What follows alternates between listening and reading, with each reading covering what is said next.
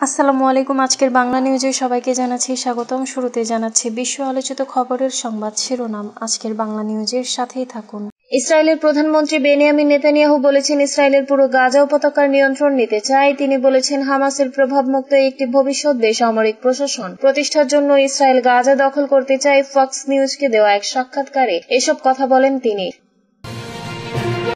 গাজা উপত্যকায় 2 বছর ধরে চলা যুদ্ধে ফিলিস্তিনের স্বাধীনতাকামী সংগঠন হামাসের সামরিক সক্ষমতা মারাত্মকভাবে ক্ষতিগ্রস্ত হয়েছে আর রাজনৈতিক নেতৃত্বও তীব্র চাপে রয়েছে। তবু যুদ্ধ চলাকালেই হামাস নগদ অর্থভিত্তিক এক গোপন পরিশোধ ব্যবস্থা ব্যবহার করে যাচ্ছে। এর মাধ্যমে 30,000 সরকারি কর্মচারীর বেতন পরিশোধ করছে তারা। মোট বেতন বাবদ এই অর্থের পরিমাণ $7,70,000,000, 53 লাখ পাউন্ড।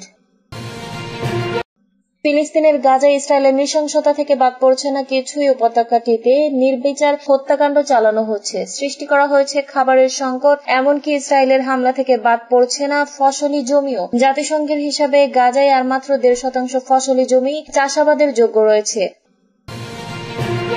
75 বছরের মধ্যে সবচেয়ে বড় দাবানলের সঙ্গে লড়াই করেছে ফ্রান্স, যা প্যারিস শহরের চেয়েও বিশাল এলাকা জুড়ে ছড়িয়ে পড়েছে। তা এখনো পুরোপুরি নেভিনি করে গেছে 42,000 একর জায়গা। ভারতীয় পণ্যের উপর 50% শুল্ক আরোপ করেছে যুক্তরাষ্ট্রের প্রেসিডেন্ট ডোনাল্ড ট্রাম্প। এর মধ্যে 25% ইতোমধ্যেই কার্যকর হয়েছে, বাকি 25% কার্যকর হবে আগামী 28 আগস্ট থেকে। রাশিয়া থেকে তেল কেনার শাস্তি হিসেবেই এই পদক্ষেপ নিয়েছে ট্রাম্প প্রশাসন। শুল্কে দিশেহারা ভারত, বাণিজ্য আলোচনা নাকচ করে দিলেন ট্রাম্প। রমজানের আগে নির্বাচন দিয়ে সরকার জনগণের দাবি ও আকাঙ্ক্ষা পূরণ করেছে বলে মন্তব্য করেছে বিএনপির সিনিয়র যুগ্ম মহাসচিব রুহুল কবির রিজভী। রাজধানীর উত্তরার দিয়াবাড়িতে মাইলস্টোনের স্কুলে বিমান বিধ্বস্তের ঘটনায় নিহত মাসুমা বেগমের পরিবারের সঙ্গে সাক্ষাৎ শেষে সাংবাদিকদের প্রশ্নের জবাবে তিনি এই কথা বলেন।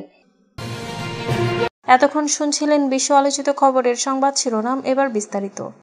ইসরায়েল পুরো গাজার নিয়ন্ত্রণ নিতে চায় নেতানিয়াহু। ইসরায়েলের প্রধানমন্ত্রী বেনিয়ামিন নেতানিয়াহু বলেছেন ইসরায়েল পুরো গাজা উপত্যকার নিয়ন্ত্রণ নিতে চায়। তিনি বলেছেন হামাসের প্রভাবমুক্ত একটি ভবিষ্যৎ বেসামরিক প্রশাসন প্রতিষ্ঠার জন্য ইসরায়েল গাজা দখল করতে চায়। ফক্স নিউজকে দেওয়া এক সাক্ষাৎকারে তিনি এসব কথা বলেন। নেতানিয়াহু বলেন, আমরা গাজার সম্পূর্ণ নিয়ন্ত্রণ নিতে চাই যাতে আমাদের নিরাপত্তা নিশ্চিত হয়। হামাসকে নির্মূল করে সেখানে এমন এক বেসামরিক প্রশাসন প্রতিষ্ঠা করতে চায় যারা ইসরায়েলের ধ্বংস চায় না। স্থায়ীভাবে গাজা শাসন করা তাদের উদ্দেশ্য নয় বলেও জানান তিনি। নেতানিয়াহু বলেন, আমরা এটি নিজেদের কাছে রাখতে চাই না, তবে আমরা একটি নিরাপদ বলয় তৈরি করতে চাই। তিনি আরো বলেন, আমরা শাসক হিসেবে সেখানেই থাকতে চাই না, আমরা এটিকে এমন আরব বাহিনীর হাতে তুলে দিতে চাই যারা আমাদের হুমকি না দিয়ে একটি সঠিকভাবে পরিচালনা করবে এবং গাজার জনগণকে ভালো একটি জীবন দেবে। যুদ্ধের মধ্যেও কোনো গোপন ব্যবস্থায় সরকারি কর্মচারীদের বেতন দিচ্ছে হামাস। গাজা উপত্যকায় 2 বছর ধরে চলা যুদ্ধে ফিলিস্তিনিদের স্বাধীনতাকামী সংগঠন হামাসের সামরিক সক্ষমতা মারাত্মকভাবে ক্ষতিগ্রস্ত হয়েছে আর রাজনৈতিক নেতৃত্বও তীব্র চাপে রয়েছে। তবু যুদ্ধ চলাকালে হামাস নগদ অর্থভিত্তিক এক গোপন পরিশোধ ব্যবস্থা ব্যবহার করে যাচ্ছে। এর মাধ্যমে 30,000 সরকারি কর্মচারীর বেতন পরিশোধ করছে তারা। মোট বেতন বাবদ এই অর্থের পরিমাণ $7 মিলিয়ন। বিবিসি গাজার 3 জন সরকারি কর্মচারীর সঙ্গে কথা বলেছে। গত সপ্তাহে প্রায় $300 করে বেতন পাওয়ার কথা নিশ্চিত করেছেন তারা। ধারণা করা হচ্ছে গাজায় যুদ্ধ শুরুর পর থেকে যারা প্রতি সপ্তাহে যুদ্ধপূর্ব বেতনের সর্বোচ্চ 20% বেশি কিছু পাচ্ছেন, এই 3 কর্মচারী তাদের কয়েকজন। বেগতিক অর্থনৈতিক পরিস্থিতি ও লাগাম ছাড়া মূল্যস্ফীতির মধ্যেই সামান্য বেতন, যা পূর্ণ বেতনের 1/4, দলের অনুগত কর্মীদের মধ্যেও ক্ষোভ বাড়াচ্ছে। গাজায় ভয়াবহ খাদ্য সংকট চলছে। এ নিয়ে ত্রাণ সংস্থাগুলো ইসরায়েলের অবরোধকে দায়ী করছে। ইসরায়েলের হামলার মুখে গাজায় অবশিষ্ট আছে মাত্র 1.5% ফসলি জমি। ফিলিস্তিনের গাজায় ইসরায়েলের নৃশংসতা থেকে বাদ পড়ছে না কিছুই। উপত্যকাটিতে নির্বিচার হত্যাকাণ্ড চালানো হচ্ছে, সৃষ্টি করা হয়েছে খাবারের সংকট, এমনকি ইসরায়েলের হামলা থেকে বাদ পড়ছে না ফসলি জমিও। জাতিসংঘের হিসাবে গাজায় আর মাত্র 1.5% ফসলি জমি চাষাবাদের যোগ্য রয়েছে। জাতিসংঘের খাদ্য ও কৃষি সংস্থার তথ্য অনুযায়ী চলতি বছরের 28 জুলাই পর্যন্ত ইসরায়েলের হামলায় গাজার প্রায় 32,000 একর কৃষি জমি ধ্বংস হয়েছে। এই পরিমাণ উপত্যকাটি মোট কৃষি জমির 86%। 9% জমি এখন প্রবেশযোগ্য, তবে চাষাবাদ করার অবস্থায় নেই। আর মাত্র 232 হেক্টর বা 1.5% জমি চাষাবাদের যোগ্য অবস্থায় রয়েছে। জাতিসংঘের খাদ্য ও কৃষি সংস্থা বলছে 2025 সালের 28 জুলাই পর্যন্ত গাজার প্রায় 32,000 একর কৃষি জমি ধ্বংস করেছে ইসরায়েলি বাহিনী। এখন মাত্র 232 একর কৃষি জমি টিকে আছে। এফএর প্রধান কু ডং ইউ বলেন, গাজা এখন পুরোপুরি দুর্ভিক্ষের দ্বার প্রান্তে রয়েছে। ইসরায়েলের অবরোধ ও স্থানীয় কৃষি খাদ্য উৎপাদন ব্যবস্থা ভেঙে পড়ার কারণে ফিলিস্তিনিরা অনাহারে রয়েছেন। আল জাজিরার খবরে বলা হয়েছে, সংঘাত বন্ধে জাতিসংঘ ও বিভিন্ন মানবাধিকার সংস্থার বারবার আহ্বানের পরও গাজায় নির্বিচার হামলা চালিয়ে যাচ্ছে ইসরায়েল।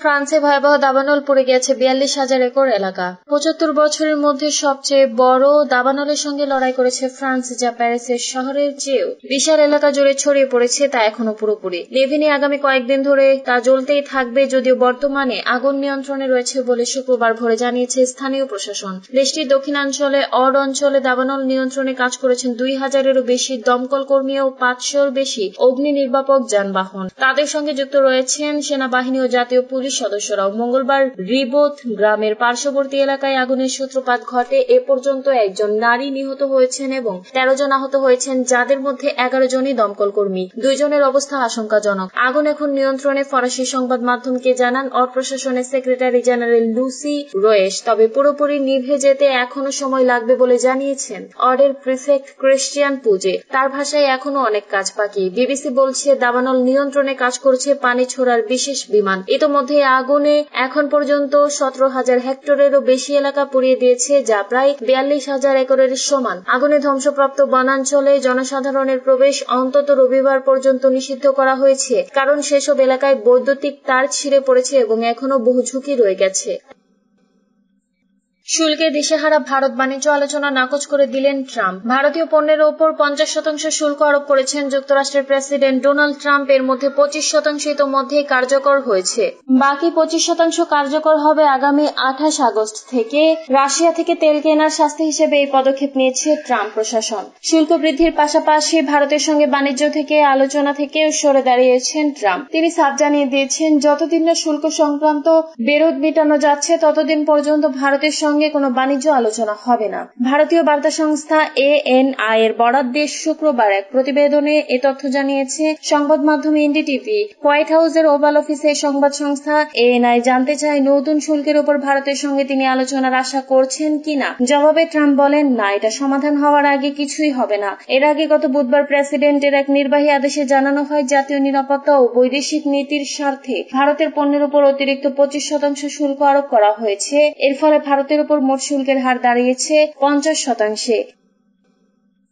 রমজানের আগে নির্বাচন দিয়ে সরকার জনগণের আকাঙ্ক্ষা পূরণ করেছে রিজভী। রমজানের আগে নির্বাচন দিয়ে সরকার জনগণের দাবি ও আকাঙ্ক্ষা পূরণ করেছে বলে মন্তব্য করেছেন বিএনপির সিনিয়র যুগ্ম মহাসচিব রুহুল কবির রিজভী। বৃহস্পতিবার সকালে রাজধানীর উত্তরার দিয়াবাড়িতে মাইলস্টোনে স্কুল বিমান বিধ্বস্তের ঘটনায় নিহত মাসুমা বেগমের পরিবারের সঙ্গে সাক্ষাৎ শেষে সাংবাদিকদের প্রশ্নের জবাবে তিনি এ কথা জানান। রিজভী বলেন, নির্বাচন কমিশনের প্রধান উপদেষ্টা চিঠি দেওয়ার প্রস্তুতি শুরু হয়ে গেছে। অন্তর্বর্তী সরকারের কাছে দেশের জনগণ একটি স্বচ্ছ সুষ্ঠু নির্বাচন আশা করে। এনসিপি নেতাদের কক্সবাজার ভ্রমণ ইস্যুকে কেন্দ্র করে তিনি বলেন, তারা যে কোনো জায়গায় যেতেই পারে, কিন্তু সে বিষয় নিয়ে লুকোচুরির কিছু নেই। সামনের দিনে জনগণ দেশে এমন শাসন ব্যবস্থা দেখতে চায় যেখানে সরকারের প্রতি ক্ষেত্রে জবাবদিহিতা থাকে।